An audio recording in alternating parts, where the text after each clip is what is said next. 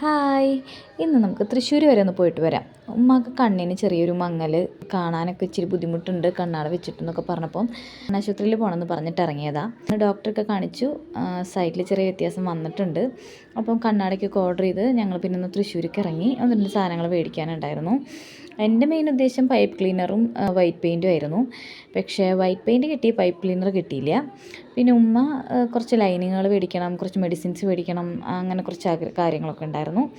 അപ്പോൾ അതൊക്കെ മേടിക്കാൻ ഞങ്ങളിറങ്ങി. ഒരുവിധം എല്ലാ കടകളിലും കയറി ഇറങ്ങി.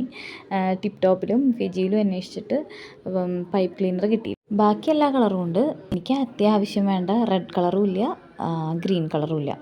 അങ്ങനെ എനിക്ക് വേണ്ട അത്യാവശ്യപ്പെട്ട കുറച്ച് സാധനങ്ങളൊക്കെ മേടിച്ചു.